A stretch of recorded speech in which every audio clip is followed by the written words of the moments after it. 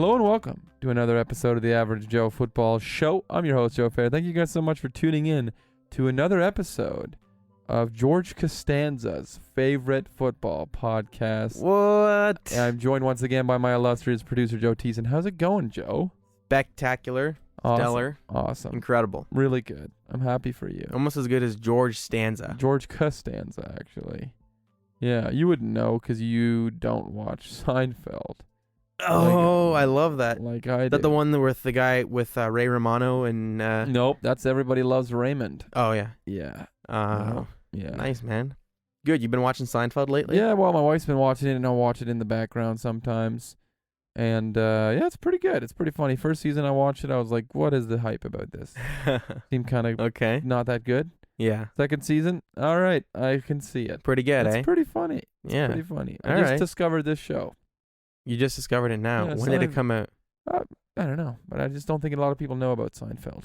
No, man. Just like my favorite show, Friends. Yeah, your friends. Yeah. Yeah. Seinfeld Like, and Friends. yeah.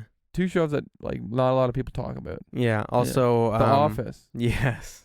Not a lot of people talk about The Office. It's Speaking of really The good. Office, have you seen that Ricky, The Office UK, Yeah. the guy David Brent, who's the Michael Scott of The Office UK. Okay. They made a spin-off movie about him, or he made a spin-off. Ricky Gervais made a spin-off movie about David Brent where he's in a band. No. and he goes on tour in the UK. I did not know that. It's really funny. Is it? It's awesome. Really? So it's like a spin-off of The Office? Of him, just him, like Of him, his character from The Office. Yeah, after their show aired, after the one season. Oh, that's kind of fun. It is actually really cool. We watched it the other night. That's I didn't watch the whole thing because I fell asleep and had a 2-hour nap before UFC. nice, dude. That's a But, good idea. Yeah. Yeah. So, yeah, I think we've been watching UFC lately. We don't watch UFC. The great thing about UFC is that it airs in the latest time of the whole day. Yeah, yeah. It starts at 10 o'clock at night. And as two adults with children, Yeah. we each have one. But everybody one else, apiece. almost everybody else there has children too. Yeah, I don't understand how they do it. Yeah, I'm me neither, honestly. exhausted. Yeah. I got there. I was almost not going to go because I was already tired. I go there, and I love UFC. I can genuinely say I love it. It's so fun to watch. But I just cannot. I was dozing off by the final fight. I think really you was. definitely need to have a nap before you go. Yeah, I should have. Because I actually felt really good the whole time until right at the end, and I was like, wow, now I feel I could feel good going to sleep now. Yeah. You know? Yeah, there's always a certain point of UFC where I'm like, this is really good. The UFC's fun. But I would also be totally good to go home. Like, I'm really looking forward to sleeping. Like, Yeah. that part excites me. How You know? Yeah. How do you feel like if you're at a party like that, this is something that I'm very insecure about, taking the last of something that is there, food or drink. Yeah. Taking the last of something The when you last know of you've something? already had some. That's how you do it yesterday with the Pepsi. Don't think I didn't see that. Yeah, I did do it with. This is not yesterday. Saturday night. Excuse me. I did take the last of the Pepsi. However, I got there a lot later than everybody else. You guys had already been there for what? 2 hours? Almost, yeah. 2 hours, something, or no, maybe like an hour. You guys had been Probably there an hour and a half. for a while. I showed up. The fights had already started. The So, prelim Yeah, fights. the prelims had start. No, not even the prelims. They were on. I think we were on. It was on the main card already. No, maybe not. No. I don't know. Whatever. So I show up. You guys had already eaten. So I come. I start eating pizza. Because nobody else is eating at this point. It's just me. So I eat the pizza Yeah. and I finish off the Pepsi, and I didn't feel that bad about it. Really? Yeah. But if like everybody was still eating, and I would You'd wait, I'd take a but second. then somebody's gonna have to. Yeah. And it's usually you. Do you think that's socially acceptable to do that? To be that person? Well, somebody Like, has. what do you somebody think has of to do other? it. What do you think about other people that do You're that? telling me in every situation where there's something, there's always one person that's socially unacceptable just because they took the last piece? I don't That's think what so. I'm really thinking. I don't think so. Hmm. I think Well, so- like one time I was hanging out. This is way back when I was younger. I was a kid, and we had somebody over. My little brother had a friend over, and we had pizza, and everybody had pizza. I came up a little late because it was not like a formal dinner. It was just pizza. Mm-hmm. I came up a little late. I had one piece of pizza, That's it, or maybe 2 pizzas. And my brother and his friend each had 3 already. And my brother's friend was on his 3rd piece, had taken a few bites of it, and there was 1 piece left, and he took that piece and then took a bite of that and then had 2 pieces. That is awful. That's terrible. Yeah, that's awful. Absolutely terrible. I was not right? the brother's friend. No, right? no, my younger brother. Okay, all right. That is unreal. Yeah, like that is some next level. Like I was like, And especially he's younger than you. Seriously that is, shocked. I would take him to the ground. I know. And he had twice as much pizza as me, and now I'm out of. Yeah. I'm hungry. Yeah, that's not okay. Yeah. Who was this person? Do I know this person? Yes, you do, and Okay. but I'm not gonna say. You gonna say the person? No, I'm not gonna say the person. You can just bleep it out. Okay, fine. It was. Okay. Yeah. Nice. Yeah. We're like really young though, so he's Okay. probably better now. Yeah, well, I hope so. Yeah. Yeah, I hope that he's improved because that's that's not an okay thing to do. Yeah. I was so mad. Like I almost called him out, and I'm not a very confrontational person. Okay. I almost thought about potentially maybe calling him out for doing that. Yeah. Yeah. So. No, that's a different story. Like so the other day, your brother, your other brother, not the one that we were just talking about. Your older brother, me and him, we grew up good friends. And I was friends with him before you. And like we're good buddies. I've always known he's an incredible eater. Like just outrageous. Yeah. This is kind of taking. He's a vacuum cleaner. He is a vacuum cleaner of a man. The other day we were playing some poker. Your brother was there. Mhm. Joel was there. Rudy, who's also been on this podcast, was there. We were just hanging out, playing some poker, having some fun. We ordered pizza, and we start eating. And your brother finished his third slice of pizza. Before we were done our first. Before we were done our first. Yeah. That was insane. Unbelievable. Like, and then I stopped for a second at that point to watch him eat. Yeah. And it is terrifying. His first bite of pizza, and I know pizza tapers, so you're eating more as you're eating the piece. Yes. His first bite was over half the piece of pizza. Oh yeah. Like it was just half the piece. It's insane. He It eats like it's unbelievable. going out of style. Yeah. He eats like he doesn't know where his next meal will come from. Or if he's gonna get it, like. And we can say whatever we want about him on this podcast because we know he doesn't. We know he's never gonna listen. Not even a chance. I know he's never listened to a single episode. Yeah. And that's okay because he's gonna choke on pizza one day. Yeah. Oh man. Yeah. No, that's crazy. I don't know. That had nothing really to do with the last piece thing. I just was thinking about how fast of an eater. Because I know he had like 6 pieces of pizza that night. Yeah, we had like 2 or 3. I had like 3. Yeah, he had 6. And I definitely wanted more at the end of that. Yeah. So he's also a jerk for that. I will not lie. I was probably a little hungry. And like, I think like we each had like 3. I think like Rudy had like 2. Yeah. And then like, but Rudy was also fasting. Yeah. And then Joel didn't have a whole, like he had a lot. Joel had, I think 4 or 5 as well. Okay. So Joel pigged out too. Joel, yeah. So basically we were the victims of that. Yeah, we were. Yeah. Because Rudy didn't really care. Yeah. But we were kind of, I guess I think that also says something about our character. We have patience. We have self-control, if you will, and well, it's like, I think we're better people for that. I used to be a very fast eater as well, but then I met your brother, and now I realize I'm not really a fast eater. And it's just, it's like the food's not going anywhere. I think a lot of people are like concerned with cold food too. I know I razz you so that you don't ever warm your food up in the microwave. That's a different story than what I'm about to say. So before you try to bring that up. Okay. My wife is super staunch on food getting cold. Like, if she makes food and then we don't eat it like immediately after it's done, she like makes it's a big deal for her. Like, she's like, it's gonna get cold, and I'm like, it doesn't get cold that fast. Yeah. And even if it does, it's not gonna be ice cold. Yeah. Like, you can still eat it if it's like warm. Mm-hmm. But it's like a big deal for her, and I think her family. I think it's like a thing, and it's just like can't eat it cold. Like, we have to quickly go. Yeah. And sometimes you have to eat it off the stove, If she's making like a quesadilla or something, she'll make me mine, and then she'll be like, "Here, you eat this," and I'll I'll just wait for you to get for yours to be done, and then she's like, "No, yours is gonna get cold." I was like, it's not gonna be that. It's mine. How long is it gonna take you to make this quesadilla? Yeah. Is it gonna be a couple hours? Yeah. Yeah. Honey, I love you, but it's not gonna get that cold. Yeah. Yeah, my wife's honestly the opposite. Really? Yeah. Your wife lets things get too cold? Yeah. No, that was actually a joke. I was trying to bring it somewhere, but it didn't go. Yeah. Another socially unacceptable thing I think is people taking their shoes off in public. In places, taking their shoes off for something especially their socks. If you're in a public place and do not take your socks off. I've realized, and I've recently met a person who's barefoot almost every time I see them. And I don't know, maybe this person will, I don't think they'll listen to this, but if they do, it's fine, whatever, it's not a big deal. I've realized now that I find it off-putting when somebody's barefoot often. When you're like when you're grown. Yeah, and you're like, can you name this person? I'll just bleep it out. No, I'm not going to name I'm just going to bleep it out. Well, it says you don't even know this person.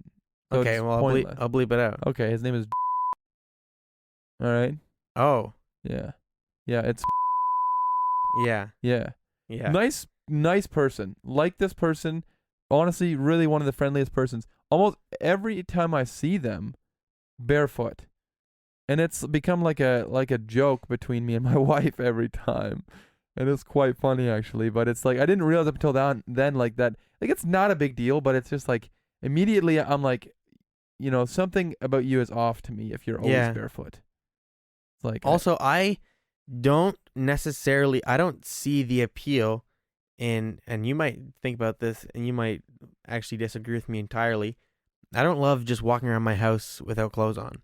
No, I hate that. People as well. like, in my own home I can be like, I don't love it. No, I really am not into it that much. Yeah, being like people are like, I can't wait to get my own home or like be married with and then we can just walk around naked. Like you won't. You won't. You will not. Unless maybe some people. Okay, yeah. Some people maybe. That. But I agree. Like being naked, walking around your house, being naked is honestly not that fun. There's one really fun thing you can do while being naked. But other than that, it's a very vulnerable state to be in. Yeah, you don't feel unless you're That's why the show is called Naked and Afraid, because if you're naked, you're instantly afraid. Instantly afraid. They go hand in hand. Unless you're maybe like you have a hot bod. But I can't relate. Yeah, if you're anything like me. Yeah, it's just like. It's a but vulnerable. Even then, I feel like it's not like the upper body that like I can walk around without a shirt on. That's a different story. Well, but it's just being. I'm insecure about my job.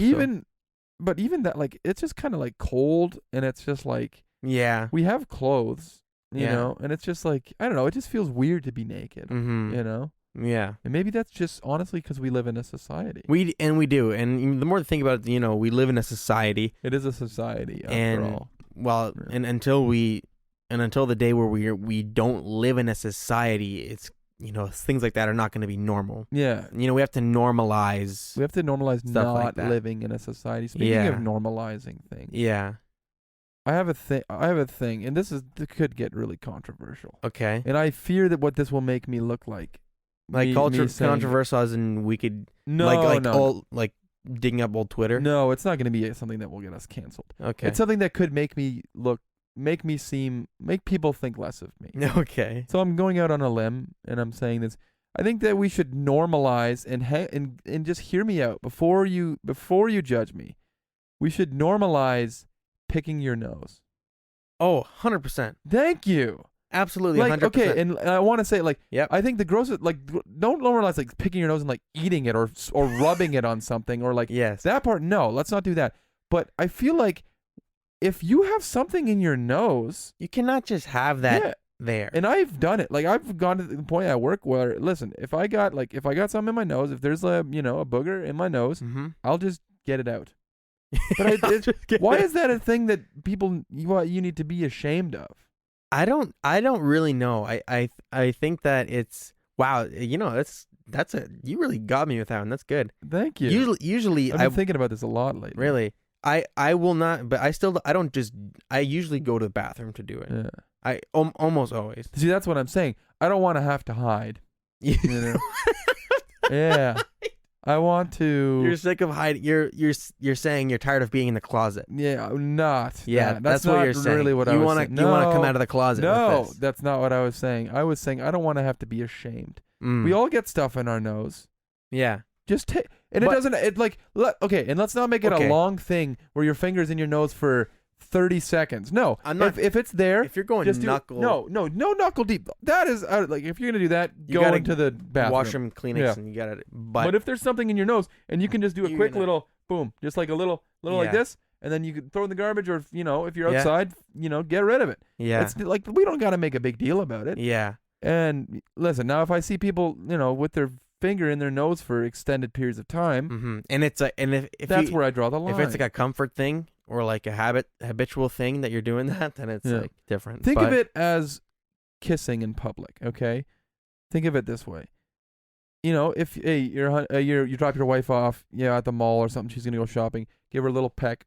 Here, love you, sweetie. Mhm. See you later. That's great. That's fine. There's literally Mhm. nothing wrong with that. If you do a full-on makeout in the middle of a public thing, don't do that. Yeah, don't do that. That's just That- rude. That's That's how I feel it should be with picking your nose. Yeah. If it's just a quick little peck, just a little, we're just Yeah. gonna hear. I just got something here. Gonna get it out. Yep. Let's not make a big deal about it. But if you're, anything longer than 5 seconds, Yeah. too long. That is too. Then long. you need to go privately, and Yeah. you need to take care of that. Yeah, that's like that was really loud probably. What? No, it's good. Okay, I'm just moving my notebook. Yeah, but we are probably disgusting. People think we're gross now. But you know what? No. Absolutely not. We cannot live like this any longer. yeah, It needs to be normalized. it needs to be. People cannot be ashamed anymore Yes. for doing things like that. You know that some people think it's very unacceptable to have a toothpick in your mouth and stuff in public. Yeah, I don't What do you want. think about It's that? not a person I would ever want to spend time with. What do you mean? People, What do you That's mean? not a person. The person that hates toothpicks. Like the Oh. person that. It's like if you. What are you doing, dude? There's like things you could be passionate about that would matter. Yeah. And it's like people. I don't know. For the most part, leave people alone in public. Yeah. I just had a run in at the grocery store. I won't get into what happened, but some Mm. guy was yelling at some other guy, and I essentially said to this guy, "Hey man, don't yell at people in a grocery store." And that did not make him happy. And I once again reiterated, "Hey, don't yell at people in a grocery store." And just, everybody mind your own business. Yeah. That's all I'm saying. Yeah, mind And- your own business. And don't get this mistaken. I You're think nothing special. people are like, "Oh, what if there's something horrible going on, or like if something's not right's going on?" And I'm trying to, sure, in that sense, do something great. Almost never that happens. So Yeah. that's almost never a situation where you got to step in and be the hero. Yes. So That's don't very try true. to act like the hero. Mm-hmm. I don't even really know where I'm going anymore. Yeah. Like there have been times where I know, I think there have been times in high school where I've seen people actually being bullied where I should have stepped in. Yeah. I should have done something. But that in your adult life, I think, if you're in public, does not happen very often. Yeah. It's like for the most part, everybody just wants to mind their own business. Yeah. I don't know. Just don't like I just feel like If you don't have anything nice to say, don't say anything at all. Thank you, Joe. That's a really good way of putting it. Yeah. So basically, I think that's gonna wrap up our intro. I think we've gone long, Sure. but let's recap what we've talked about. We've talked about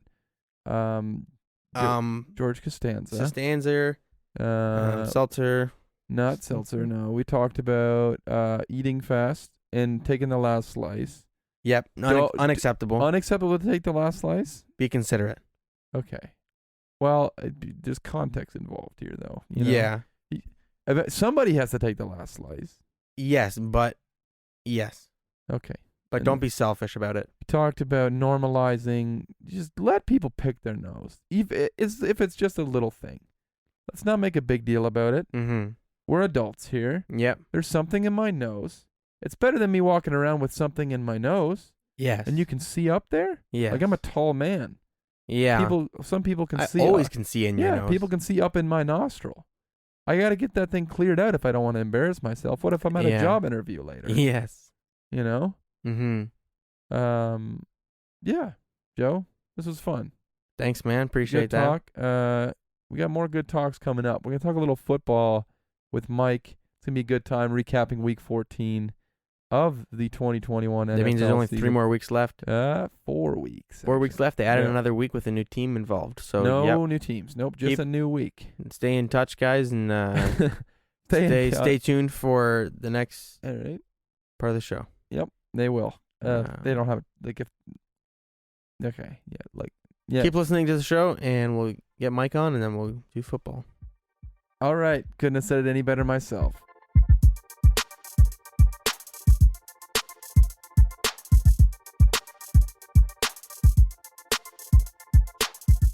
And we're back. Mike's back on the podcast.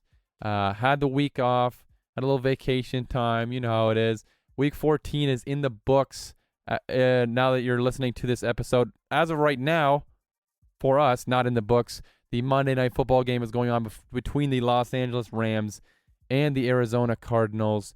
But if you're listening to this, we've made it through 14 weeks of the NFL season. Still a ton of chaos. Still a ton of unanswered questions.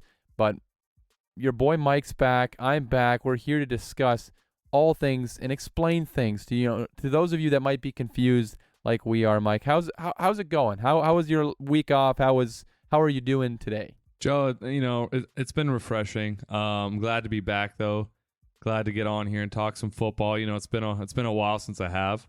But yeah, a lot of exciting thing in the works, if you know what I mean.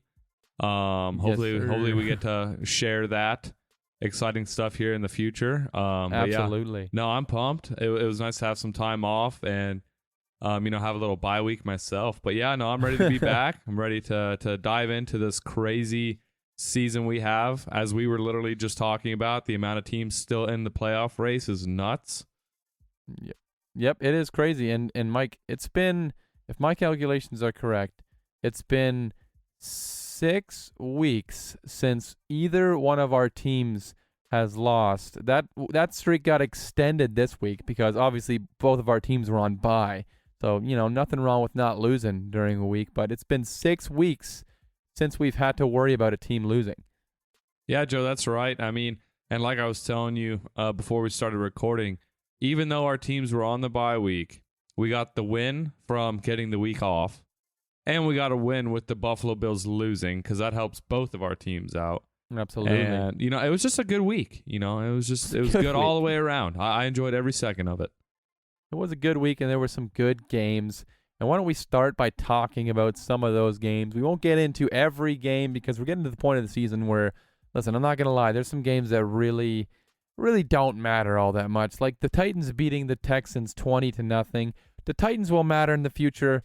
I don't think this game will matter in the future. So we don't need to talk about games like that. Saints there are and also Jets. some games that exactly. Saints and Jets, doesn't really matter in the grand scheme of things, but there are some games that really mattered this week. So we're going to get into some of those games. And Mike, where do you want to start things off?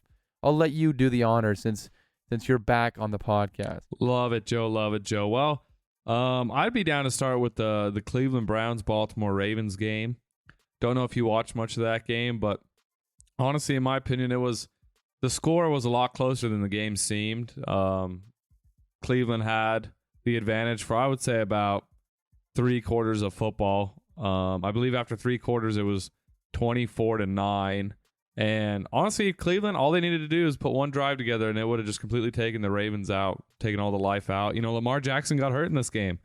What does the future of this season at least look like for the Ravens with all the injuries they keep piling on? Yep, this was a chaotic game. The Browns really had control of the game, like you said, for the entire game.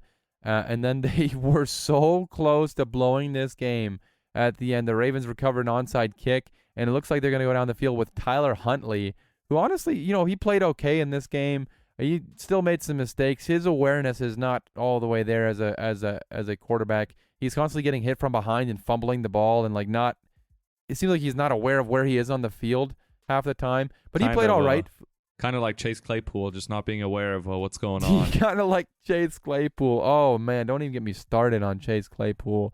Sorry that he represents Canadians in the NFL. I'm sorry about that. But, no, Tyler Huntley, he honestly played all right.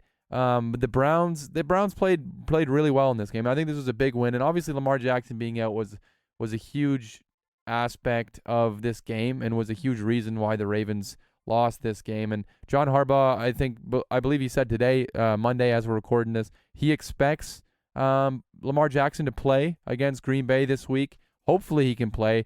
John Harbaugh said it was a sprained ankle that he received, so hopefully it's not too bad. The Ravens have just been absolutely decimated with injuries this season. I mean, they have, I think, by far the most injuries, most guys on injured reserve, and I think it's really starting to really take a toll on this team. And it's just they don't have the bodies to win games like this. They don't have the bodies to keep winning. And even though they've won some games that they shouldn't win, I don't know how much longer, Mike. I don't know how much longer they can keep that up. Joe, to be honest, I'm looking at their schedule right now, and with Lamar being injured, even if he comes back, he's not going to be 100% healthy. They get the Packers, and then they get Cincinnati, a division game, and then L.A., like the Rams, and then Pittsburgh to close out the season. I mean, that's a hard stretch of football games if I've ever seen one, especially for a team with the amount of injuries and a team that's been playing pretty bad over their last 5 weeks. Like, they have not put up, besides this week, they have not put up more than 19 points, and most of those games is 10 to 15 points. So that's just an offense that is struggling right now. But, I mean, on the other side of the ball, you got the Browns winning, and I think Ravens are pretenders this year. Browns are contenders, and they could still win the division. I believe they're only like a game behind, and, you know, they played pretty well this game, just besides the fact they couldn't close the game very well. They managed to sneak it in there. But, you know, their upcoming schedule, they got Las Vegas, Green Bay, Pittsburgh, and Cincinnati. So pretty difficult schedule remaining. But if Baker can hold on, maybe they squeak out a playoff berth and maybe take the division. You never know, because that division's up for grabs. Yeah, and you talked about like the things that are stacked against the Ravens and how they have a tough schedule coming up. And I think another thing stacked against them is the fact that their division is so competitive. I mean, nobody can separate in that division. I think they're all within a game of each other in that division. So it's you know, the other teams are not going away. Ravens cannot afford to drop many more games like this. And the Browns, I think, have a real legitimate shot to take a big stand, to take a big step in this division. The Bengals picked up a bit. They did not pick up a big win. They lost this week, but they're a team that's won a few big games lately. They're right there in that division race, and even the Steelers. The Steelers lost this week, but they're far from out of it.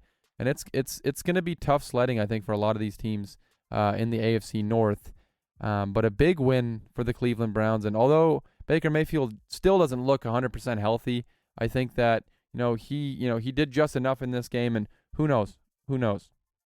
One thing I want to add yet before we move on, like, I've heard a lot of talk about, is Baker the future of the Browns? Or do they need to give him a contract? I think absolutely. The man's playing with an entirely stitched together body at the moment, and yet he's going to have surgery in the offseason. And they got 7 wins, and they're looking like they can make a run in the playoffs. And you're going to tell me that a guy playing through this many injuries throughout the season, playing hard, not giving up, you're not going to give him a contract? That's just ridiculous. He is the face of the Cleveland Browns right now. Him and Myles Garrett are like the two that you have to keep on that team, and if you want to continue to make these playoff runs. That's curious. I actually would like to, like, so you're down to give him like how big of a contract? You want to give him like an elite quarterback contract if you're the Browns? You want to give him like a $45 million contract per year? I don't know if I'd go that. Like, I think at the beginning of the year, you know, his stock was high. He gets hurt, of course, that drops. So I wouldn't go elite level contract like Dak Prescott. But I would say pay the man, give him a well-deserved contract. And, you know, see where it takes you the next 3-4 seasons. I think he's played well enough to deserve a contract. I mean, last year, they're one play away from going to the championship game. I think they got cheated out of going to the championship game. But, you know, this year, they're still 7-6. They're one game back in the division. So I think they can easily get to the playoffs, if not still win the division. I don't see why you don't pay Baker. I mean, there's so much hate around Baker that I don't understand. He works hard. He plays hard. And he's a talented player, but I mean, at the end of the day, I'm not a GM, but that's just my opinion. Yeah, I understand what you're saying, and I think, in my opinion, I would, if anything, I would go the franchise tag route. Just give him a franchise tag next year, see what he can do. To me, I don't know if I've seen enough, and I like Baker Mayfield. I've always been a Baker Mayfield fan. From, you know, really the second I started this podcast, I was saying how I was ready for Baker Mayfield to become like a superstar. I really like him. I don't know if he's done quite enough. And I understand the injuries have been a big hindrance, and him battling through those injuries is a big deal. That's not nothing. But I think, you know, 5 years ago, do you give him a contract? Maybe. But lately with the amount of veteran quarterbacks, really good veteran quarterbacks that are available year in and year out, it seems like. I mean, last year, or a couple years ago, we saw Tom Brady on the open market, and now this upcoming offseason, we could see, Deshaun Watson, Aaron Rodgers, Russell Wilson, guys like that available. If I'm the Browns and I have a legitimate chance to get one of those guys, I don't know if I'm going to pay Baker Mayfield. If you add Russell Wilson or Aaron Rodgers or, Deshaun Watson, if he can ever get whatever is going on, all that legal situation figured out, if you can add one of those guys, I think they take you to a whole nother level that Baker can't get you to. That's a good point, Joe. I did like your point on the franchise tag. That's a great option too. I do not see Russ leaving Seattle. I think that Pete Carroll's done after this season. I think they're gonna find a new head coach. All Seattle needs is one or two pieces, and they can still be a competitive team. I mean, they've won, I believe, their last 2 games. I don't think they're making the playoffs, but I think they're one or two pieces away from being a competitive team. I don't see Russ leaving. He said multiple times he wants to finish his career in Seattle, but you never know. Also, I don't know about Aaron Rodgers. Everything he said this last offseason, had you thinking he was gone, he wasn't going to play it down, for the Packers again, only for him to come out and say, it's just, the media bonding, false stories. So I don't know. I feel like he might stay in Green Bay. So that would leave Deshaun Watson, and I don't know if Cleveland's been in touch with Deshaun much. I know Carolina and Miami have. So I don't know, but at the end of the day, it's going to be a fun scenario to see how that all plays out. I think Baker deserves a contract. Not, like I said, not an elite level contract, but I think he deserves to get paid or franchise tagged. I think both are fair plays. But I don't know if the Browns are going to go out and try to find somebody on the market. It'll definitely be an interesting storyline to cross when we get there. We can cross that bridge when we get there. Obviously, we still have real NFL in-season stuff to talk about. And real quick before we move on to the next game, I do want to say Myles Garrett has been absolutely unbelievable this year. He's a guy who, he has a real shot to win Defensive Player of the Year. I don't know if you saw his play in this game where he forced the fumble, picked the fumble up, and then took it back for a touchdown. That it was one of the most incredible plays you'll ever see. And I think him and TJ Watt and I think Micah Parsons, honestly, too. Those are the 3 guys for me that they're the top 3 Defensive Player of the Year candidates this upcoming season. I think it'll be interesting to see who separates. I think all 3 of them are so special. But I think Myles Garrett definitely needs to get some attention. I just wanted to say his name, say how awesome he was, because he really deserves it. But moving on to the next game, why don't we talk a little bit about a big game, ended up being a really entertaining game down the stretch. The Buffalo Bills going into Tampa Bay and playing against the defending Super Bowl champion Tampa Bay Buccaneers, and they dropped to the Buccaneers 33-27 in an overtime game. Mike, what was some of your big takeaways from this game? One, Bucs looked dominant in the first 3 quarters of this game. Score was 24-10, and I did not see the Bills doing anything. I was like, wow, Belichick just destroyed a franchise, decided to run all over them the week prior, and then what did the Bills do? Their first, I think, 16 or 20 plays, nothing but pass plays. I don't think they had a single rushing attempt in the first half, so the Bills tried to do what the Patriots said, just the opposite, and it failed miserably. And it looked like the Bucs defense just kind of gave up in the fourth quarter and, allowed the Bills to make a comeback. And, when I turned this game back on, I saw how close it was with the final 2 minutes left. I was like, wow, how does that even happen? But no, all in all, it's a very entertaining game. I will say the refs were pretty bad there down the stretch. Yeah. There was, the no PI call on Stephon Diggs, but then a PI call on Mike Evans, literally 4 plays later. So, I mean, I'm all in for letting the players battle it out, but you gotta call a fair game. Yeah, so I agree with that. Go ahead.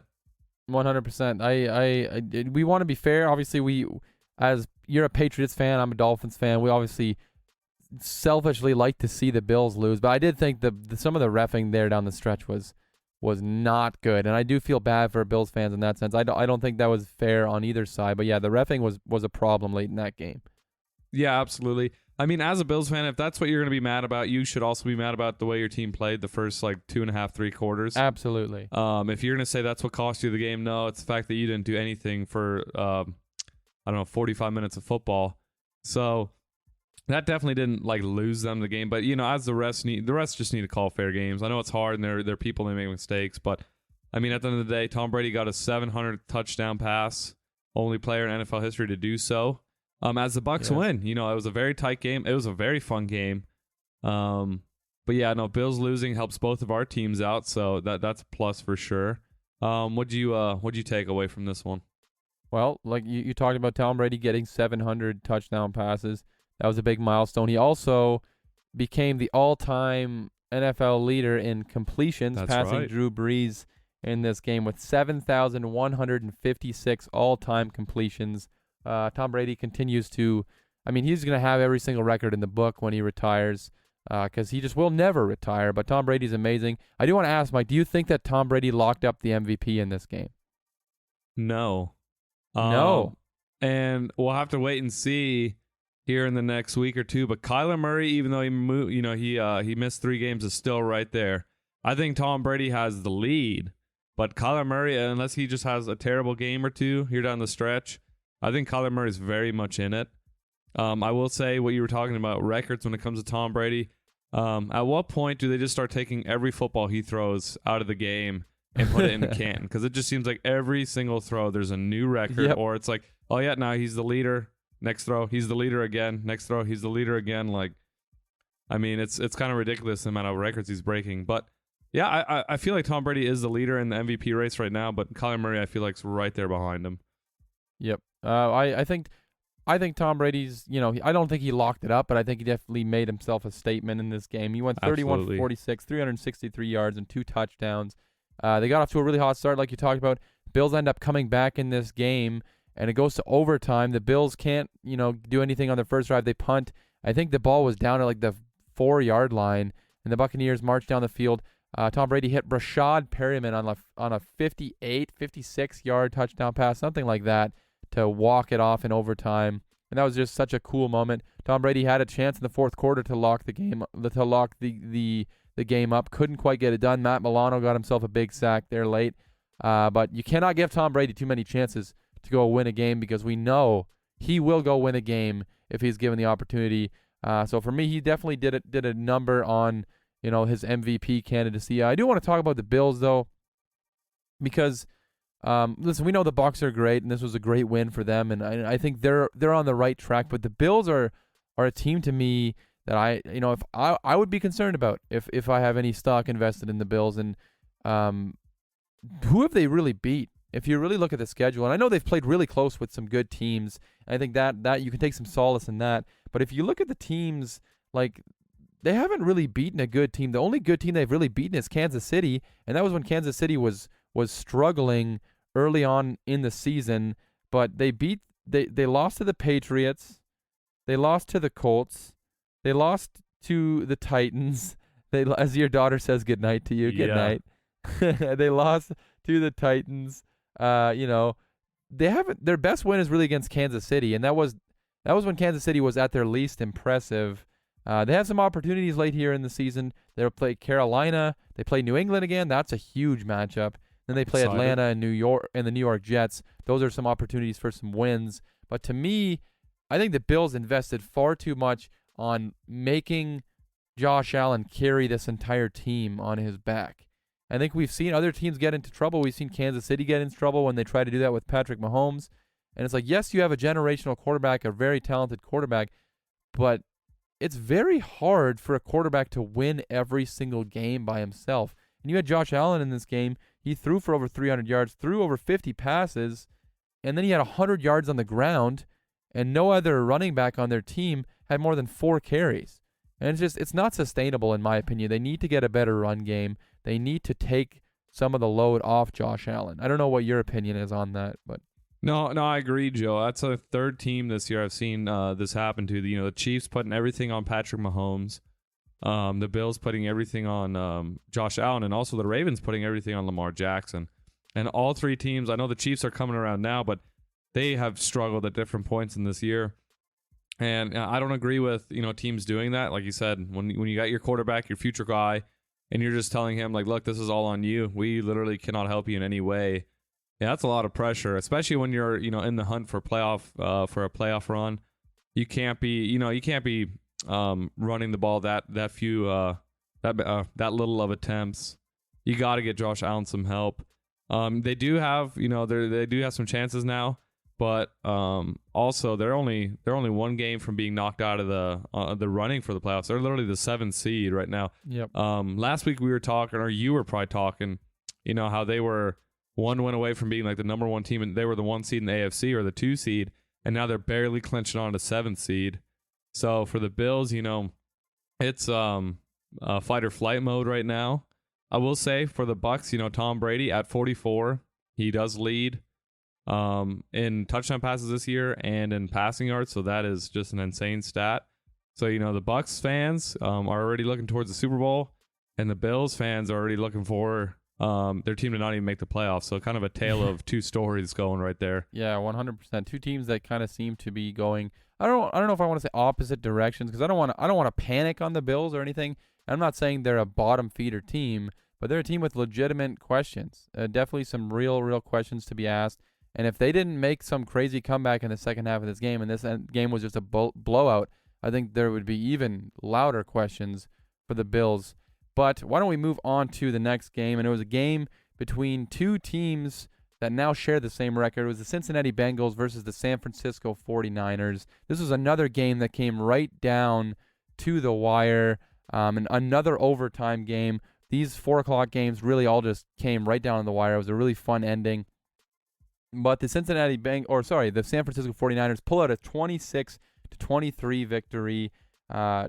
Jimmy G finishes 27 for 41, 296 yards, 2 touchdowns. George Kittle goes off in this game.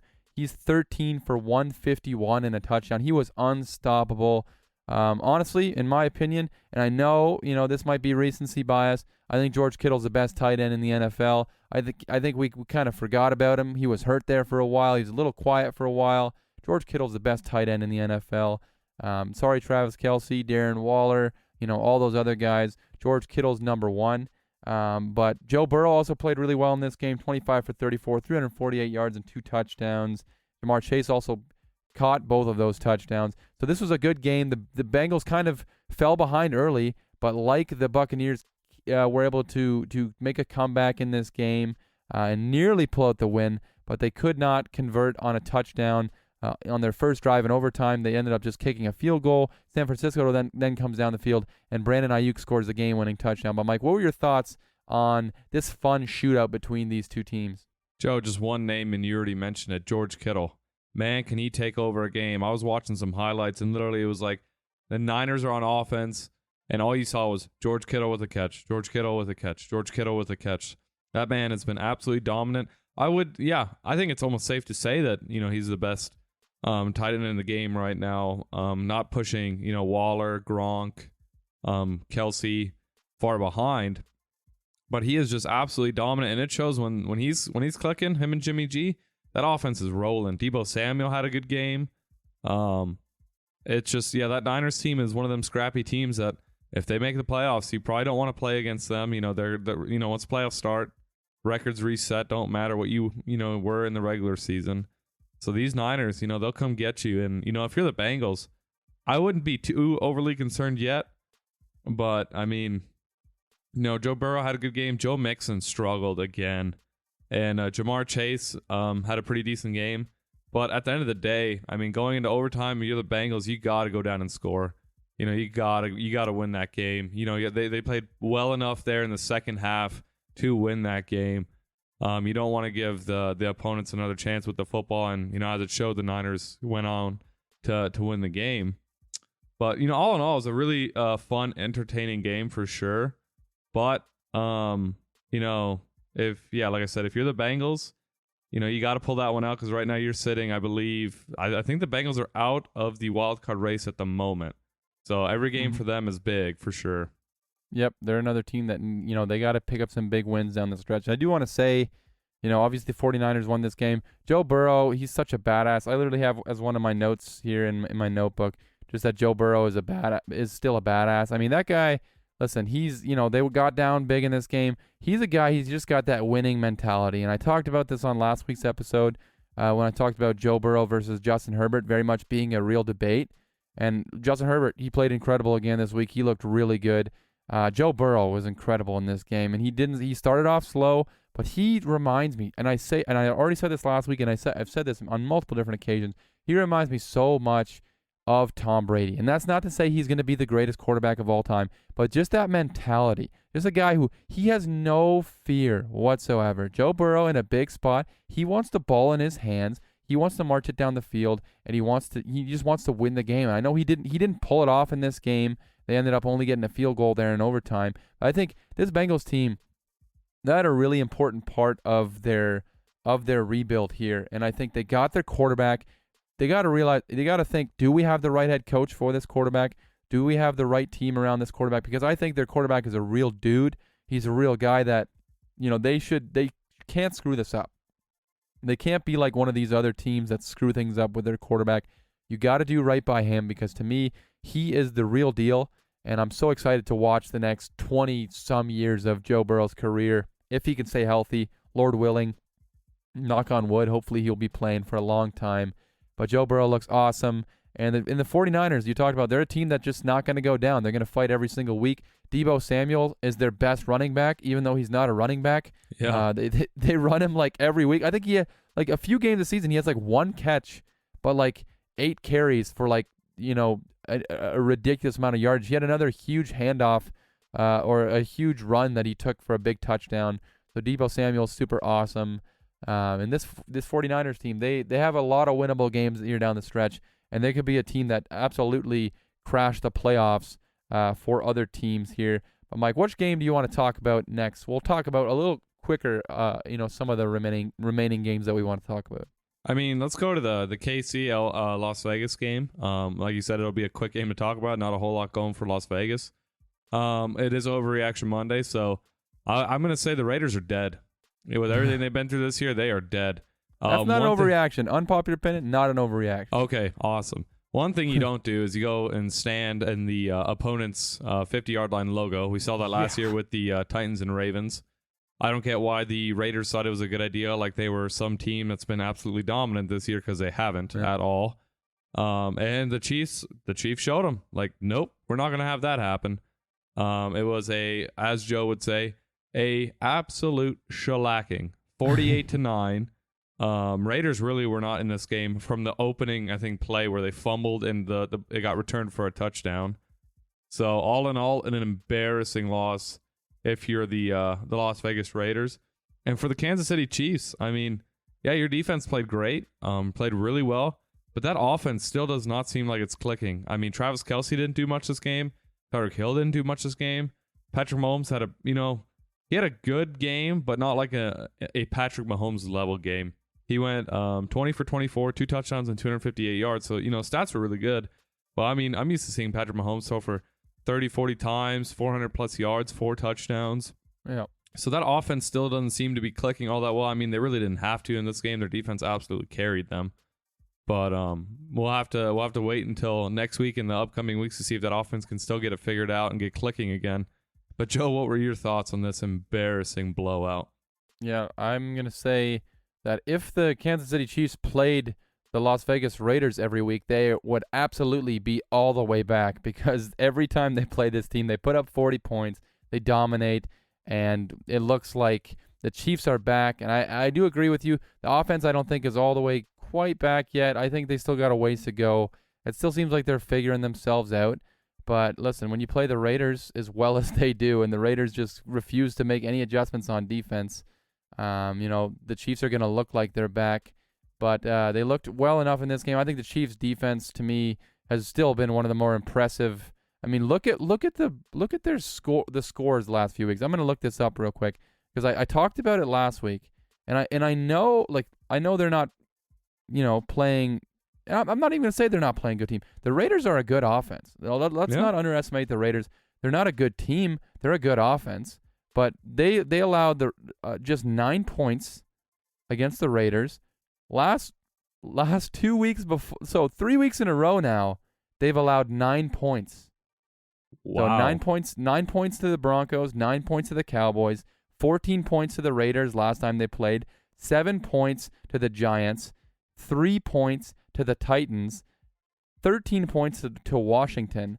Like this defense has been unbelievable the last few weeks, and they've played some really good teams, or really good offenses. So, that's the most impressive part to me. If this offense can get any semblance of what they used to be, I think the Chiefs could be a very, very scary team down the stretch in this season. But we'll just have to wait and see because there's some season left to go in the AFC. There's not a lot of teams that are going away. It's a lot of teams kind of centered around the center of the pack there in the AFC playoff race. But why don't we move on to the next game, and that's Sunday Night Football. Well, this will be the kind of the last game we talk about before we get into our next few segments.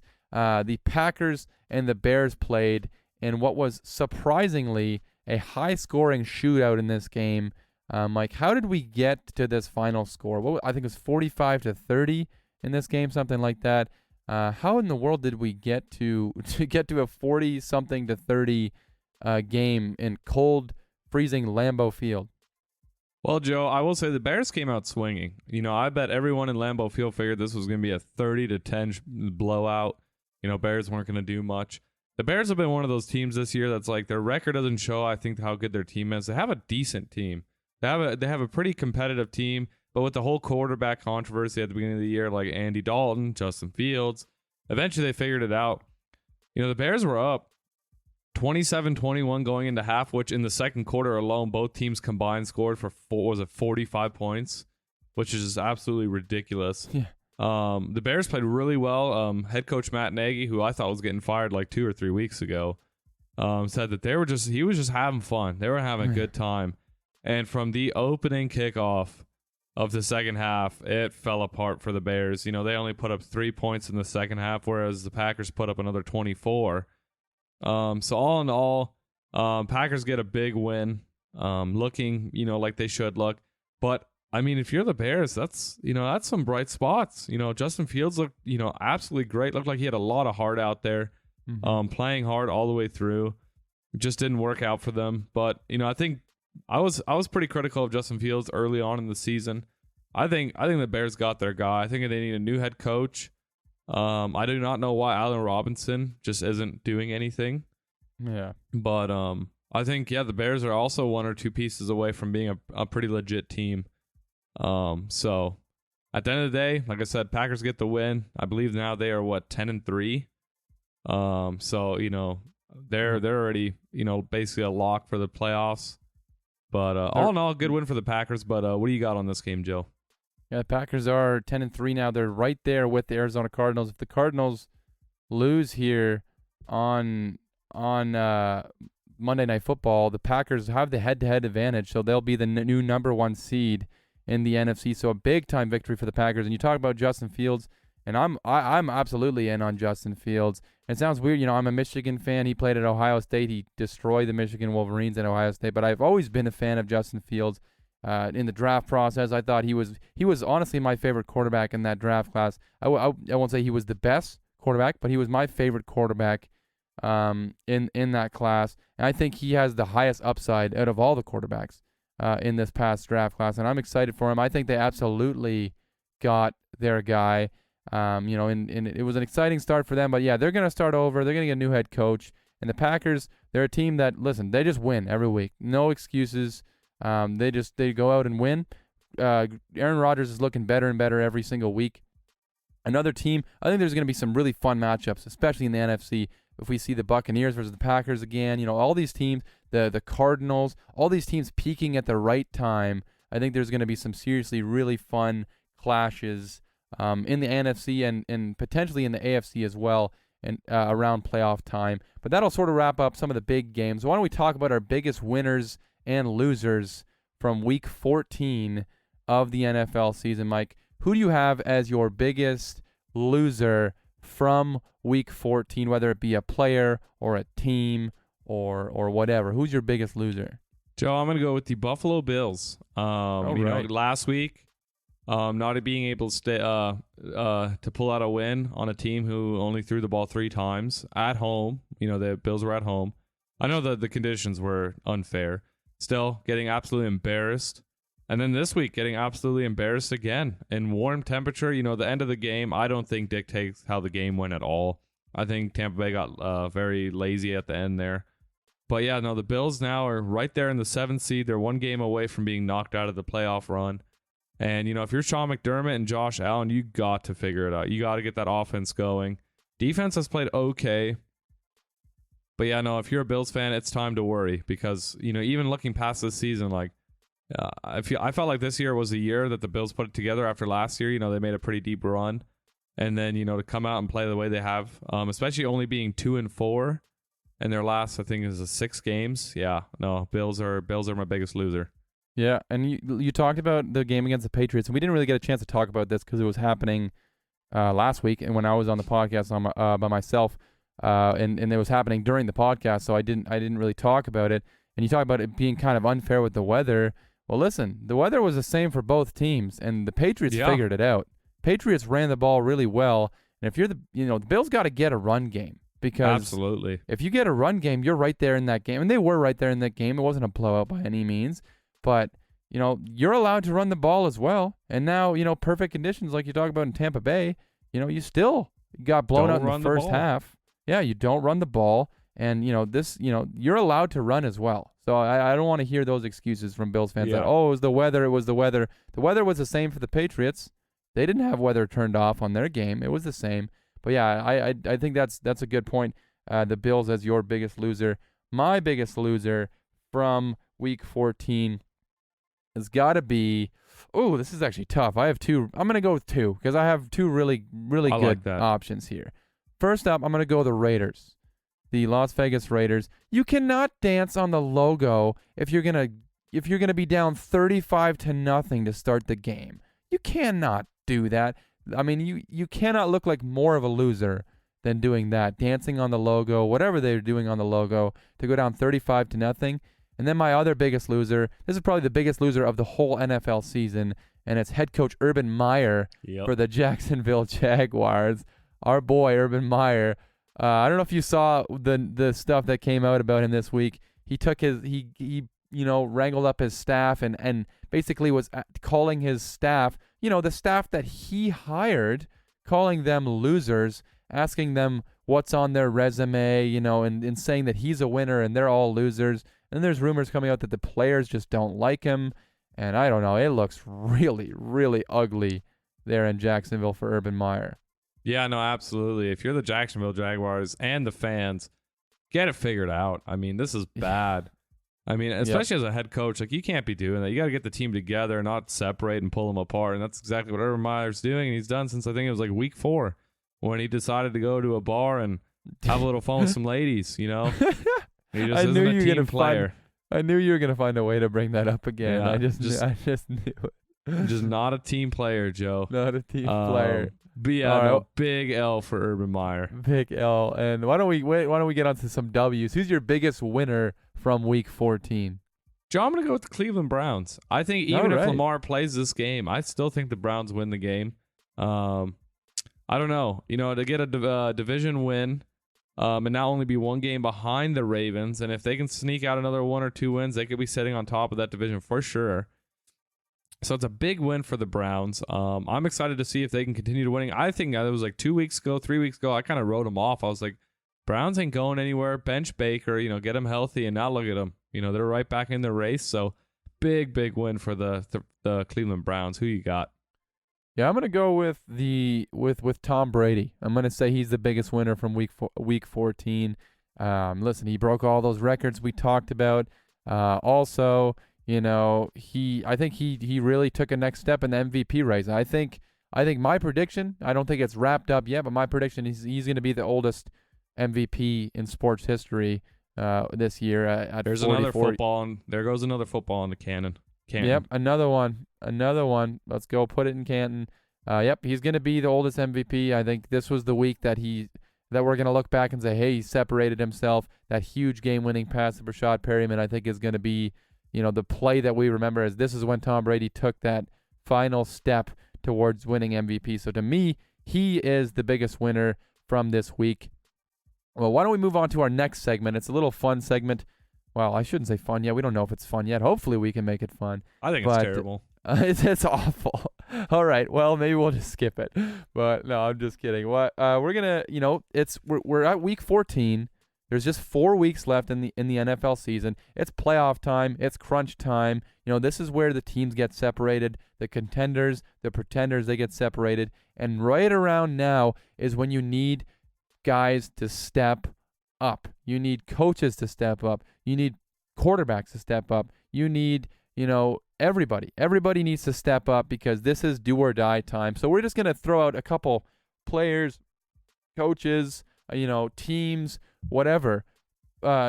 People who need to step up here in the final 4 weeks of the season. And I'm going to start things off with Dak Prescott. To me, he's a guy that we have just thrown roses at here on the podcast. We love Dak Prescott. We've talked about it on many occasions. We think he's a top 5 quarterback in the NFL. Well, it's time to start playing like a top 5 quarterback in the NFL if you're Dak Prescott. And he hasn't been the same since the injury. I understand he was injured, and I hope that he's healthy. I hope that he's not struggling with an injury, but he has not been the same since coming back. Right now he's averaging just over 200 yards per game since coming back, just over a touchdown per game, but also an interception per game. And he's a guy, as Odell Beckham breaks off a huge play in the Rams game. He's having himself a good game. He had a touchdown earlier on. Anyways, Dak Prescott, and he's made some throws the last few weeks where it's like, oh my gosh, he's amazing. Like just unbelievable throws. I can think of a few throws against the Raiders on Thanksgiving where they lost, where my jaw was on the floor. But you need more consistency because there's just moments where it's just the offense goes into a lull. They can't get off they can't get off the ground, and they need Dak Prescott to step up. And if you want to be that elite quarterback, you got to step up and, get some convincing wins here near the end. I don't know what your thoughts are on that, Mike. No, Joe, I 100% agree. We've been so high on Dak Prescott. And, with the Cowboys this year, if you look, most teams started off a little rough and then found their groove and have been just absolutely dominant, whereas the Cowboys started off strong and have just been kind of fizzling, and I really hope it's not how they enter the playoffs, as cold as they are. Zeke's been struggling. But yeah, no, Dak Prescott really needs to take command of the team because they have the talent on offense. With Zeke, Tony Pollard was injured, but if he comes back, they got Pollard. They got Michael Gallup, Amari Cooper, Dalton Schultz, I believe, as tight end, and CeeDee Lamb. Can't forget about CeeDee Lamb, absolutely beast playmaker. So Dak's got everything he needs. He just needs to put it together. For my player that needs to step it up, it's Tyreek Hill. I've been saying that the Chiefs' offense has been struggling, and he is part of it. He's, I think, had 6 balls off his fingertips that have gone for interceptions. Which, if you're a wide receiver, if that ball touches your hand, you catch that football. Yeah. In his last 2 games, the Chiefs have won 48-9. He had 4 catches for 80 yards, which isn't that bad. And then the week before they played the Broncos, they won 22-9. He had 2 catches for 22 yards. So that's 6 catches for right around 100 yards. And we're used to seeing Tyreek Hill put up 8 catches for 150 yards a game. Yeah. And so his production these last few weeks has been pretty rough. So Tyreek needs to hold on to the ball, catch the ball, and he just needs to become a playmaker again because he's just been absolutely quiet as well as Travis Kelce. He's been pretty quiet this year, so they really need to step it up for Patrick Mahomes. Yeah, I agree 100%. That's a really good pick. Honorable mention to Joe Mixon. He's also been struggling these past few weeks. Yeah, if you got more you want to throw out, I got a few more I'll throw out too. So if you got more, just absolutely throw them out. No, I got Joe Mixon. He's been struggling these last 2 weeks. You were talking about Joe Burrow being an absolute stud. He needs his running back. He needs the running game to help set up play action. And you can see these last 2 games, they've had no running back, and they've absolutely just been even though they only almost beat the Niners, they got shellacked by the Chargers the week before. They need Joe Mixon to be there. Yep. But yeah, who else you got?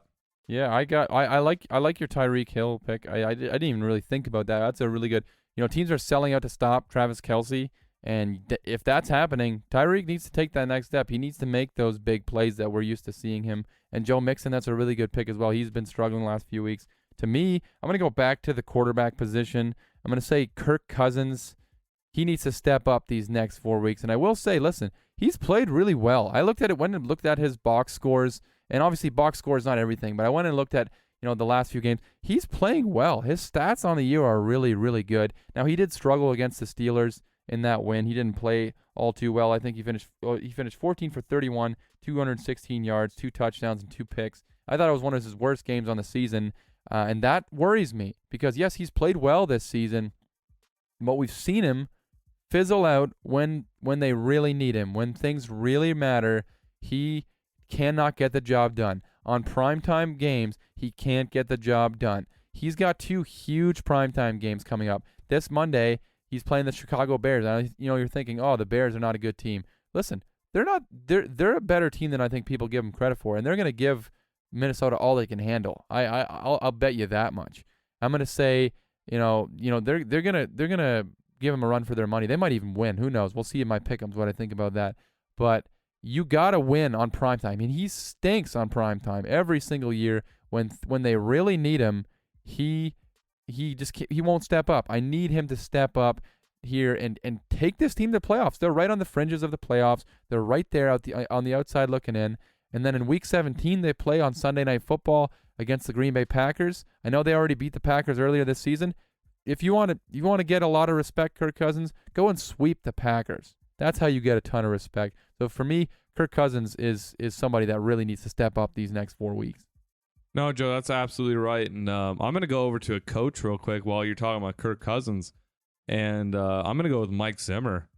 Mike Zimmer needs to step it up because even though they're 6-7, they're still in the race. They're like 1 game out.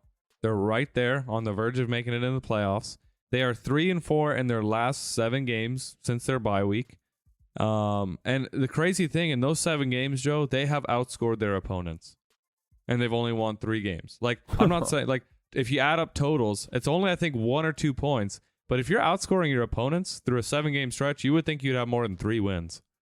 Yeah. So their defense is just playing way too soft. They get these leads, and then they get comfortable, and then they allow the other team to make a run, come back. And when one team's hot coming back in the 4th quarter, they're going to stay hot, whereas you were cooling off. So trying to relight that flame, it ain't going to happen. The Vikings are the team this year that's all about moral victories. We were so close in this game. We were so close in that game. If we score 10 more points, we are like undefeated at this point. I'm sorry, but moral victories do not count in the win column. Absolutely. You have to close out games. So Mike Zimmer really needs to step it up and get control of his team, because they should honestly be an 8 or 9 win team this season with how well Kirk Cousins and that offense have played. Yep, and I feel kind of bad that we're harping on the Vikings after they got a win this week. But listen, it was a win where you were up big and you almost blew the game. So you can't always play in these games where it's just unconvincing. And, let's go out and let's put together a good 60 minutes of football, and let's win some big games here down the stretch if you're Mike Zimmer and Kirk Cousins. I don't know if you have any more. I have a couple more I can quickly run through here. You got some more. All right. I'm gonna say any Bills running back needs to step up.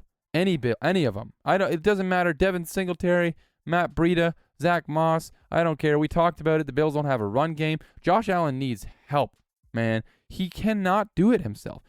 He was in a walking boot after this past game. He's injured. He's not going to be the same guy running the ball. You cannot allow your quarterback to take a beating like this every week. I don't care if Josh Allen is as big as a moose. Okay? I don't care. He needs help. It's not sustainable to take hits like he does in games and to get him to put himself in harm's way. So I need one of the Bills running backs to step up, because they need a running game. They're going to play the Patriots again in a few weeks. The Patriots are going to be running the ball. So that I need a Bills running back to step up. Joe, to feed off of that while we're on the topic, I got the Bills just in general. Yeah. The Bills need to step it up. Like I said, Sean McDermott, Josh Allen, the entire running back squad, just everyone on that Bills team. You got to get your team going. I mean, you've lost 2 weeks in a row, and both games have been, in my opinion, embarrassing. I know Micah Hyde and what's Poyer's? I can't remember Poyer's first name Jordan now. Poyer. Jordan Poyer. There it is. Them two absolutely were frustrated and annoyed by that reporter calling it embarrassing. But I mean, you've had 2 embarrassing games now, and you just need to get it going. You're one of the better teams in the AFC for sure. You should not be a 7th seed by any means. You should be at least a 5 seed at worst. So the entire Bills team, turn it around. It's easy. Sorry to interrupt, but it's easy No, you're fine. It's easy to win games when you're the team that nobody expects to win. But listen, expectations were high this year. It's a whole different animal to win when you have high expectations, and the Bills are not living up to those expectations this season. Yeah, no, exactly. And that's the thing. I was actually going to say the same thing. I was going to say, when teams don't expect you to win, it's pretty easy to find them wins. But when you're expected to win and you're expected to be the top dog, they were only the top dog in the AFC East for like 1 year, 1.5 years. I mean, if you've been wanting this, if you've been tired of seeing the Patriots be up there, compete and be up there. I mean, last year they had last year they had a talented team, but I mean the Patriots were all over the place. The Dolphins had a really talented team, and this year, they're not proving. They want to be that top dog, and they're just not proving it. And they got a big showdown with the Pats. We've talked about a few times. If the Patriots win that game, I'm sorry. If the Patriots win that game, I'm sorry for you Bills fans. I think the Bills are going to be dead because I mean at that point their season's almost over. So Bills, you need to step it up in these upcoming weeks. And before you get to your last one or two, I got one more, and then I'm out of people that need to step up. And I got the Cowboys as a team as well. To start the season, they were really hot. But after these past 2 weeks, they barely were able to notch out a win against the Saints, who cannot figure out who's their starting quarterback every other week. And, this last week, they barely notched out a win against, the Washington football team, who had to replace Taylor Heineke midway through the game. So if you're the Cowboys, you need to get it going. Dak Prescott needs to get it going. That offense needs to get it going. And your defense, I mean, they played pretty well. Micah Parsons had a really good game. But you also need to play a little bit better, in my opinion. Get the offense, more chances, even though they did in this game. But, the Cowboys as a whole need to just step up and become what they were 4 or 5 weeks ago.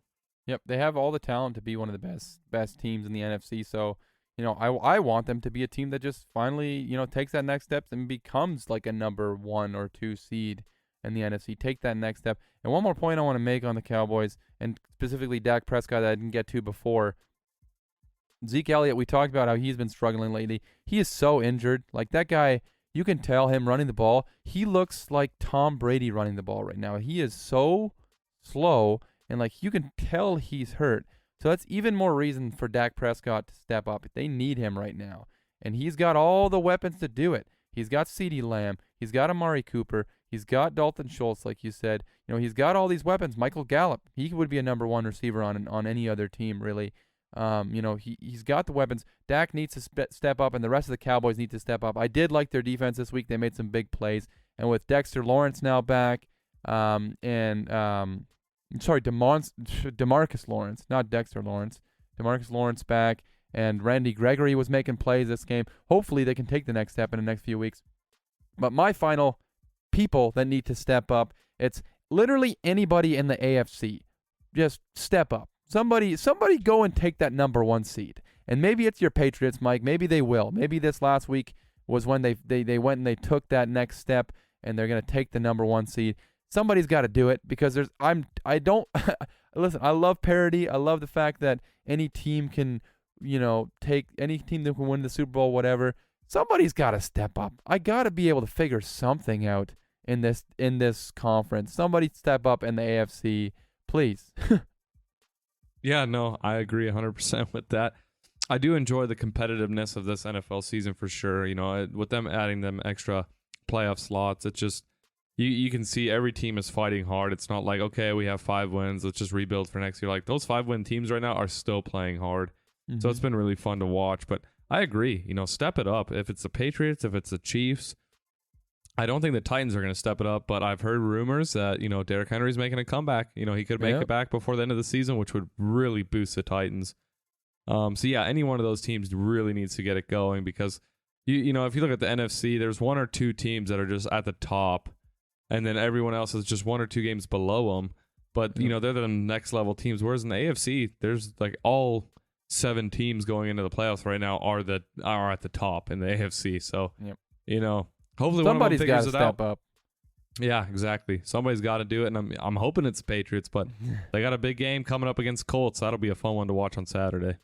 Yep, that will be a really fun game. But speaking of the next week of games, why don't we move on to our final segment, move on to our pick'ems this week, week 15 in the NFL season, and it starts off with Thursday Night Football, one of the best Thursday Night Football games on paper that we've had in the last few weeks. They're finally getting some good primetime games again. It feels like time. Yeah, it feels like there's been some garbage primetime games lately. But, the Vikings and Steelers had a pretty good game last week. And now this week, we got the Chiefs going into SoFi Stadium in Los Angeles to play the Los Angeles Chargers in a huge game to decide potentially who could be the winner of the AFC West. I'm so looking forward to this game. It's going to be, I hope it's a really fun game. I hope it's not a blowout. Mike, who do you got in this game? I think this is the first time the Chiefs have an actual challenge in the past 3 or 4 weeks. I'm going to take the Los Angeles Chargers. I've said at the beginning of the year, they're winning the division, and if they win this game, they're now the leader in the division. I'm not saying the Chiefs are by any means a walk in the park. I think this is going to be a nail biter. It's going to come down to like a 1 to 3 point game. But I'm going to rock with the Chargers, Joe. All right.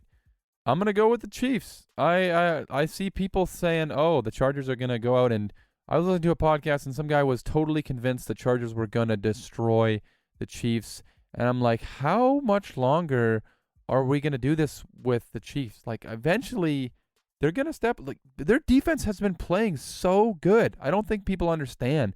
This defense is playing at a really high level. I think the Chiefs are going to win this game and reclaim that top spot in the AFC West. But then we have Saturday games for the first time. We're finally into that. They're not finally. This season's gone by really fast. I shouldn't say finally, but we're at Brings that. a tear to my eye. Yeah, it does. It's really gone by so quick. But we're on to the Saturday games in the NFL season. It starts off in Cleveland. The Raiders go into Cleveland to play the Browns, and I'm going to take the Browns in this game. I think the Raiders are, they're on the vibes are bad. Vibes are bad in Las Vegas. Who you got in this game? We said it all year, Joe. The vibes are just bad in the Las Vegas. So we're gonna go with the Cleveland Browns. I feel like they're gonna catch a bit of a heater, hopefully going into the playoffs. Hopefully. And then on to the night game on Saturday, and it's your New England Patriots versus the Indianapolis Colts. This is another good game. I think this could be a really, really good game between two teams that I think are getting hot here at the right time. Who you got in this game? Joe, I'm gonna go with the Patriots for sure. And they got the Colts as 2-point favorites in this game. So wow, like really? That's something to look at. That is a little surprising. I know the Colts are the home team. That is kind of surprising that they're a 2-point favorite. However, I'm taking the Colts in this game. Good pick. Listen, the Patriots, they got to lose at some point. I'm not saying that they're a bad team by any means. I think both these teams are good. And I don't totally believe in Carson Wentz yet, but I think the Colts are a well-rounded team. I think Jonathan Taylor could make some problems for what is, an okay Patriots run defense. I think their pass defense is better than their run defense, but that's absolutely. But I think Jonathan Taylor could have himself a big game. So I'm going to pick Indianapolis to finally end this Patriots winning streak. But then we move on to the Sunday games, and we'll start off with the New York Jets facing off against my Miami Dolphins. And I'm going to pick the Dolphins to win, coming off a bye week, win their 6th in a row. Who you got in this game, Mike? Joe, I'm also going to go with the Miami Dolphins. As much as I would like to also say that your team's got to lose at some point. I've been high on the Dolphins these past few weeks, and I think they're going to make a bit of a run, which they've already done. But I'm going to go with Miami. All right, and then on to Carolina versus the Buffalo Bills. I'm going to take the Bills. We were really hard on this episode, but I think this is a good bounce back spot for the Bills. I'm also going to rock with the Bills, but if somehow they find a way to lose this game, their season is over, Joe. It's just done. That would be a disaster of a loss for the Bills. Then on to a game that, this is the Toilet Bowl, the Houston Texans versus the Jacksonville Jaguars. I'm going to pick the Texans. I think the Jaguars are the hotter of the hot messes. Yeah, I agree. I think nobody wants to play in Jacksonville, so we're gonna rock with the Texans as well. All right, and then on to Tennessee versus Pittsburgh. Who you got in this game? Give me Pittsburgh. Really? I know they didn't do much against the Vikings in like the first half, but they really came back, and I feel like Mike Tomlin really lit a fire under Claypool's rear end there, and I think the Steelers are going to come out hot and swinging. Listen, I'm surprised you picked that because I picked the Steelers as well in this game Wow. to win. Yeah, I'm going to pick the Steelers. I think they match up well against the Titans. I think the Titans' offense has been pretty bad, honestly, the last few weeks. Nobody's really stepping up there. So give me Pittsburgh in this game. And then Arizona at Detroit. Give me the Cardinals. Who you got in this game? Yeah, give me the Cardinals. Give me a 40-point favorite for the Cardinals because it's just going to be ugly. All right, and then on to Dallas versus the Giants. I'm going to pick the Cowboys. They better win this game. Cowboys have to win. If they lose this game, they're just giving Philadelphia and Washington a chance. Mm-hmm. And then on to, speaking of Washington and Philadelphia, Washington playing in Philadelphia. Who you got in this game, Mike? Give me Jalen Hurts. I'm hoping he comes back because I need him in fantasy, but give me Jalen Hurts and the Eagles. All right, I'm taking the Eagles as well. And then on to Cincinnati at Denver. This is a game, two teams that, I was going to say they both got wins. I keep thinking the Bengals got a win, but they didn't get a win. Two teams that have had some good wins and also have had some tough losses. I'm going to pick the Bengals to win in this game in Denver. Who you got in this game, Mike? The Broncos just don't scare me anymore. I will say rest in peace to Demaryius Thomas. Yes. Some sad news in Denver.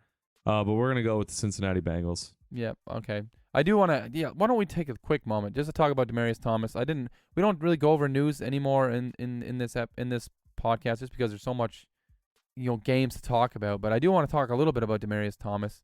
And Mike, what was your reaction? Obviously sadness, but where were you, or like what was your reaction when you saw that Demaryius Thomas unfortunately passed away at the age of 33 this past week? I thought it was fake. I was on Instagram and I saw breaking, and then I saw it was Demaryius Thomas, so I clicked on it and it said he passed, and I thought it was one of them fake burner accounts. So of course I jumped on Google, and sure enough I saw it, and I was like, I was shocked. Mm-hmm. I mean, that man is a legend in Denver. Whether it was with Tim Tebow or Peyton Manning, he was one of their best receivers, if not the best receiver for the Broncos in that stretch of years. So I was just incredibly sad, especially at 33. Like, he's so young. It just goes to show, every day is not guaranteed. So you got to take advantage of every minute. 100%. You really got to live life to the fullest because you never know. I mean, he's 33. He, had it all going for him, and it's so sad. And my memory of Demaryius Thomas, obviously that huge touchdown from Tim Tebow, that's one of the greatest NFL moments of all time. I mean, that moment will go down in history. Demaryius Thomas, such a solid, like legitimately one of the best receivers in the NFL during that time when Peyton Manning was there. The trio of him, Eric Decker, and Wes Welker. Oh, and then you throw in Julius Thomas. Yeah, Julius Thomas. Emmanuel Sanders was there in Denver as well. I mean, those guys were so good, and Demaryius Thomas was honestly the best of all of those guys. And he was, I think, an underrated receiver, a phenomenal person from all the things that I saw, that he did with kids. He had a great quote, and I wish I had it on me, but just saying how, like, how kids, you need to, the things that you need to encourage, kids with, and just all these things. Like, he didn't have those opportunities, and just it seemed like he was such a tremendous person. So incredibly, incredibly sad. And it was so nice to see Denver, do what they did this past week with the 88 stickers and the 88 on the field, and the players, they won in a blowout and going putting the ball on the 88 logo. That was really incredible to watch. So rest in peace to Demaryius Thomas. It's honestly so sad. Waking up to that news, I was so bummed out because watching Demaryius Thomas was really like the prime of my, when I really, really started to get into football, and when I really started to get, into a point where I am now, where it's like I'm covering football and doing the podcast, and I probably, he's part of the reason that I'm even doing this is because, players like him. And so rest in peace to Demaryius Thomas, and obviously prayers to his whole family and friends and everybody involved. But let's move on to the next game, and it's Atlanta at San Francisco. I'm going to pick San Francisco. Atlanta is they're just a bad team. Yeah, no, we're going to go with San Francisco as well. George Kittle just seems to be unstoppable right now. Yep, and then on to a divisional matchup, the Seattle Seahawks versus the Los Angeles Rams. Who you got in this game, Mike? We're going to go with the Los Angeles Rams. I'm sorry, Seattle. Your winning streak's got to come to an end. Yeah, I'm going to pick the Rams as well. They're playing well against the Cardinals right now, and I think it's time they start winning some games here down the stretch. And then on to Green Bay versus Baltimore. Hopefully Lamar Jackson can play in this game. Either way, whether it's Lamar Jackson or not, I'm picking Green Bay in this game. Mike, who you got? Absolutely. I'm going to rock with Aaron Rodgers as well. All right, and then on to New Orleans at Tampa Bay, another divisional matchup. The Saints won the last meeting and Tom Brady has yet to beat the Saints in a regular season game. He did beat them in the playoffs, but in a regular season game in a Tampa Bay Bucs uniform, I'm going to say he does it this week. I'm going to pick Tampa Bay to win this game. Joe, I'm going to have to agree with you on that one. As much as I want to pick the Saints, but due to that stat, the team just isn't it right now. Absolutely. And then on to the final game of the week, Monday Night Football, Minnesota versus Chicago. Mike, who you got on Monday Night Football? Give me Chicago, Joe. Well, whatever. No, I'm serious. Give me Chicago. They put up a big fight against the Packers, and I hope they can feed off of it. Vikings just have been way too inconsistent this year for me to pick them. I want to, and to be honest, if you pick the Vikings, they're gonna win 40-3.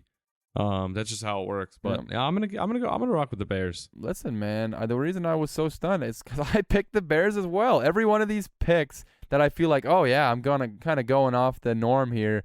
You're picking the same way, so it's just like, okay, maybe I'm not as special as I thought I was. Joe, it just goes to show how truly talented we are as reporters and as analysts. Like we know where to go. Yes, we know what we're doing. We have the same brain. We're very much, we're in sync.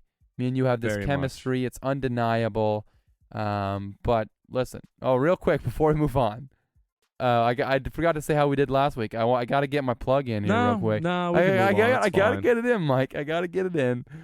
I went 10-3 last week. I'm not gonna lie. I went 10-3.